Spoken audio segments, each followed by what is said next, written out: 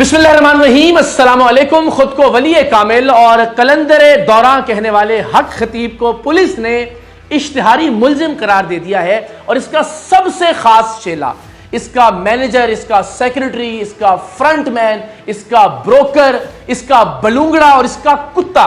क्योंकि ये सब खुद को सगे हक खतीब यानी हक खतीब के कुत्ते कहते हैं, शहरयार अब्बासी, उसे भी गिरफ्तार कर लिया गया, जिसे आज अदालत ने जमानत पर रिहा किया है और अब ये मुकदमा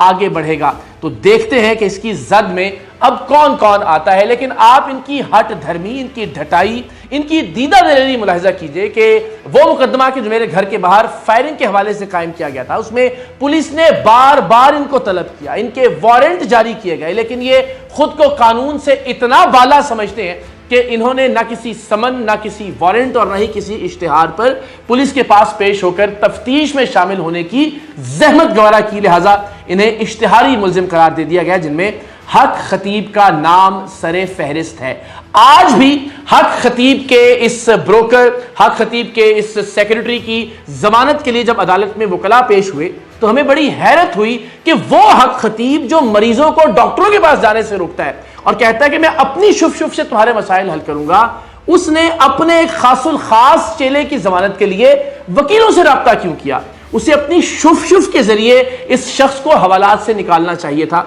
लेकिन जब अपनी बारी आती है, जब हक खतीब खुद तकलीफ में मुब्तला होता है, जब हक खतीब के ब्रोकर्स और एजेंट्स तकलीफ में मुब्तला होते हैं, तो फिर ये कभी FIA के पास भागते हैं, कभी ये पुलिस के पास भागते हैं, कभी ये अदालतों के पीछे छुपने की कोशिश करते हैं, कभी ये वकील करते हैं और कभी ये YouTube के पास जाते हैं मिन्नत तरला करने के लिए कि इकरारुल हसन की वीडियोस को डिलीट करवाएं। अपनी मर्तबा, अपनी मुश्किलात के हल के लिए ये तमाम दुनियावी लोगों के पास भीख मांगने के लिए जाते हैं और लोगों को कहते हैं कि हमारे पास आओ, हम तुम्हारी मुश्किल को हल करेंगे। तो आज भी वकील के जरिए, चूंकि ज़ाहिर हवाई फायरिंग का मुकदमा था, काबिल जमानत जुर्म था, हक खतीब के चेले शहरयार अब्बासी की जमानत करवा ली गई, लेकिन परवरदिगार ने इस बदबख्त को हथकड़ी लगवाकर साबित कर दिया कि हक खतीब फ्रॉडिये के हाथ में कुछ नहीं है। अगर उसकी शुफ शुफ में इतना दम होता तो इसके चेले को रात हवालात में न गुजारनी पड़ती, उसे हथकड़ी न लगती, क्योंकि इससे खास हक खतीब का कोई और आदमी नहीं है।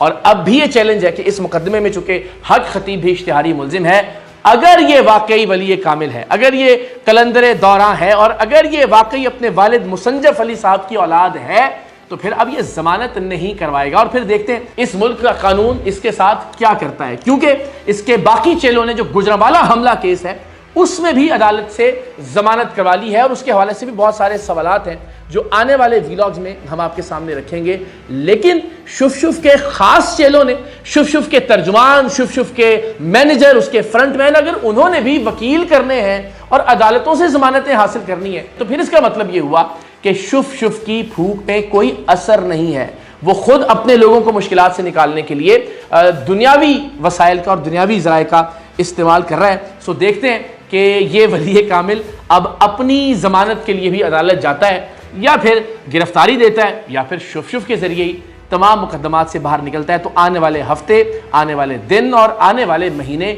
बहुत दिलचस्प होंगे। लेकिन इस व्लॉग में मैं एक वार्निंग देना चाहता हूं हक खतीब फ्रॉडिये को और इसके तमाम बलूंगड़ों को, और वो वार्निंग ये है कि एक मरतबा फिर इन बदबख्तों की जानिब से मुझ पर और मेरे खानदान पर जाती हमले शुरू कर दिए गए। इससे पहले भी इन्होंने मेरी फैमिली के हवाले से कुछ तहरीफ शुदा, कुछ एडिटेड तस्वीर वायरल करने की कोशिश की थी, जिसके जवाब में हमने फिर बताया था कि ये बदबख्त कितना बड़ा बदकार और कितना बड़ा बद किरदार है। और अब भी मेरे खानदान के हवाले से मुख्तलिफ इल्ज़ामात आयद किए जा रहे हैं और अगर ये सिलसिला जारी रहता है तो फिर हम मजबूर होंगे ये बताने पर कि हक खतीब कितना बड़ा झूठा है, इसके अपनी बहनों के साथ क्या मामलात हैं, इसकी बहनें इसके बारे में क्या कहती हैं, इसके भांजे इसके बारे में क्या कहते हैं, इसके भाई के क्या मामलात हैं, और सबसे बढ़कर इनके वालिद के हवाले से इन बदबख्तों ने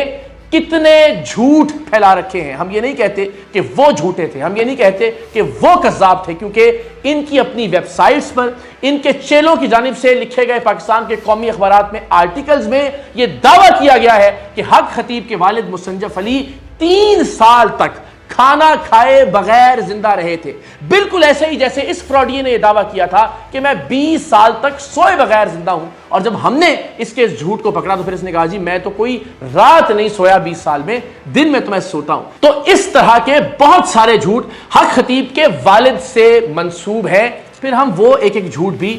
ثبوتوں کے ساتھ آپ کے سامنے رکھیں گے اور یہ بھی بتائیں گے کہ اگر یہ اتنا بڑا پیر ہے شف شف تو پھر اس کے والد کا انتقال کس طرح سے اور کس مرض سے ہوا تھا، وہ تفصیلات وہ ویڈیوز بھی سامنے لے کر آئیں گے۔ لیکن حتی الامکان ہم کوشش کرتے ہیں کہ ہمارا فوکس حق خطیب کے فراڈ رہے، اور جب ہم یہ کہتے ہیں کہ تم نے یہ فراڈ کیا، تم نے یہ کرتب کرامت کے طور پر دکھایا اور ہم نے اس بات کو ثابت کر دیا، تو یہ اس کے ایجنٹس، اس کے بروکرز جواب میں الزامات لگانا شروع کر دیتے ہیں کہ جی آپ بھی یہ ہیں، آپ نے بھی یہ کیا، آپ نے تو یہ کیا، اور وہ تمام تر جھوٹے الزامات بجائے اس کے کہ دلیل سے ہمارے سوالات یا اعتراضات کا جواب دیا جائے۔ اگر کوئی یہ کہے کہ تم نے یہ فراڈ کیا ہے تو اس کا جواب یہ تو نہیں ہوتا کہ تم بھی تو یہ ہو، تم نے بھی تو یہ کیا، تمہارے فلاں نے بھی تو یہ کیا۔ ہم گناہگار لوگ ہیں، ہم پارسائی کا دعویٰ نہیں کرتے، جواب آپ کو دینا ہے، آپ کو اپنی ولایت کو، اپنی پارسائی کو ثابت کرنا ہے، اس لیے کہ آپ کرامات دکھا کر جو کرتب تھے آپ یہ بات اب تک ثابت کرنے کی کوشش کرتے چلے آئے ہیں، تو بارے ثبوت آپ پر ہے۔ ایک اتکنڈا جو ان کی جانب سے اور اختیار کیا جا رہا ہے وہ یہ کہ مختلف اینکرز کو، مختلف جرنلسٹ کو رابطہ کر کے کہا جا رہا ہے کہ اقرار الحسن کی ایک ویڈیو ہمارے پاس ہے اور اگر وہ باز نہیں آتے تو ہم اس ویڈیو کو وائرل کر دیں گے۔ تو جناب میں اس پلیٹ فارم سے آپ سے یہ ریکویسٹ کرتا ہوں، حق خطیب کے تمام چیلوں کو بھی یہ چیلنج کرتا ہوں، حق خطیب کو بھی یہ چیلنج کرتا ہوں کہ اگر آپ اپنے باپ کی اولادیں ہیں اور ایسی کوئی ویڈیو ہے تو اسے منظر عام پر لے کر آئیں، میں کسی صورت میں خاموش نہیں ہوں گا، اور اگر کسی طرح کی کوئی ایڈیٹڈ یا اے آئی جنریٹڈ ویڈیو یا تصویر سامنے آتی ہے تو اس کا فورنزک ہوگا، اور فورنزک کے نتیجے میں وہ چیز جعلی ثابت ہو جائے گی اور اس کا مقدمہ بھی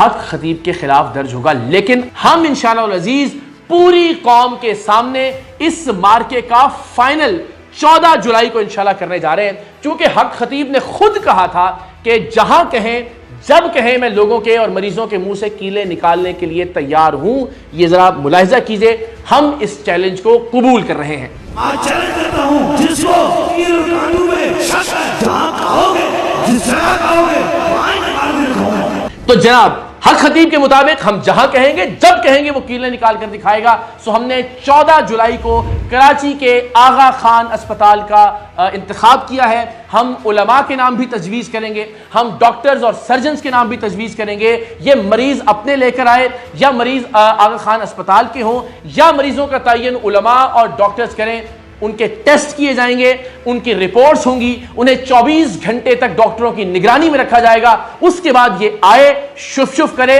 اگر ان کے منہ سے کیلیں یا آنکھ سے زنجیریں برآمد ہو جائیں میں اسے پیر مان لوں گا پاکستان بھر کے لائیو کیمروں کی موجودگی میں، اور اگر یہ ایسا نہ کر سکے پھر اسے جوتے مارتے ہوئے جیل کی سلاخوں کے پیچھے دھکیلا جائے۔